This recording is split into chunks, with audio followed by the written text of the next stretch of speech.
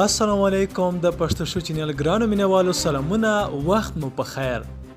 نن درته د ایبی ډیویلرز ټول معلومات وړاندې کوو د ایبی ډیویلرز ژوند او کرکټ د هغه کلنی عاید او خیریه کارونه یې ایبی ډیویلرز د نړۍ په کچه یو مشهور کرکټ لوبغاړی دی چې د نړۍ ټول کرکټ مینوالي پیژني او لوبې یې ننداره کړي دي هغه له 2004 میلادي کال څخه تر دې دمه په کرکټ کې بوخت دی او لا هم په سوداګریزو لیګونو کې لوبیږي موږ د ډیویلرز د ژوند او نورو برخو په اړه معلومات درکوو ایبی ډیویلرز او ژوند دی ایبی ډیویلرز او ژوند دی د ډیویلرز او بشپړ نوم ابراهیم بنجامین ډیویلرز دی د سویلي افریقا اصلي اوسیدونکی دی او په 1940 میلادي کال د سویلي افریقا په ټرانسوال سیمه کې زیږیدلی دی ډیویلرز اوس مهال 15 کاله عمر لري نوموړي 2004 میلادي کال کې د سویلي افریقا کرکټ لوبډلې لپاره کرکټ پیل کړ نوموړي 2004 میلادي کال کې د سویلي افریقا کرکټ لوبډلې لپاره کرکټ پیل کړ او تر 2013 میلادي کال پورې له دې لوبډلې سره مل و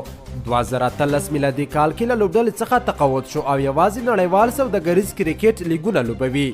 2013 میلادي کال کې له لوبډلې څخه تقاعد شو او یوازې نړیوال سوداګریز کرکټ لیګونه لوبوي د ډیویلرز کلنی عاید د نیټورک ټاټا په نامه یوه پاڼه لیکي چې ډیویلرز د کال 3 میلیون امریکایي ډالر عاید لري چې دا پیسې په سوداګریزو لیګونو کې د لوبېدو او نورو برخو څخه لاسته راوړي ډیویلرز هر کال آی پی ایل کې په اوسط قیمت پلورل کیږي ډیویلرز د 15 کلنی په عمر اوس 20 میلیون امریکایي ډالر لري او د افریقایي کرکټ لوبغاړو په منځ کې څلورم غني یا بډایه لوبغاړی دی ډیویلرز سربیره پر کرکټ دوه سوداګریزو کمپنیو آی ډي کیو 7 او بي ام ډبلیو 5 کمپنۍ سره د ملکیت برخوال دی نوموړی اوس مهال د سویلي افریقا په ډوربن سیمه کې په لوړه کچه جوړ شوی کور لري چې میلیونونه ډالر قیمت لري نوموړی اوس مهال د سویلي افریقا په ډوربن سیمه کې په لوړه کچه جوړ شوی کور لري چې میلیونونه ډالر قیمت لري د ډیویلرز خدمات لا کرکټ سربیره خیریه بنسټونه جوړ کړي او غریبو وګړو ته د تعلیم کولو زمینه برابره کړې ده لا کرکټ سربیره خیریه بنسټونه جوړ کړي او غریبو وګړو ته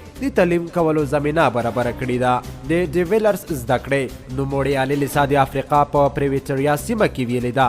او د سویلي افریقا د لوبډلې اوسنی لوبډل مشر فاف ډوپلیسي ټولګیوال و ډیویلرز پلار د رګبي لوبغاړی او ډاکټر هم و او ډیویلرز هم لومړی کې د رګبي لوبه کوله خو پلار یې نوموړی کرکټ ته تشویق کړ ډیویلرز په 2012 میلادي کال له ډانیل ډیویلرز په نامه له خپلې ملګري سره د هندوستان په تاج محل کې واده وکړ ښځه یې یوه ټولنیزه فعاله ده ډیویلرز دوه زامن لري چې ابراهیم ډیویلرز جونیور او ریچارډ جان ډیویلرز نومیږي او ریچارډ جان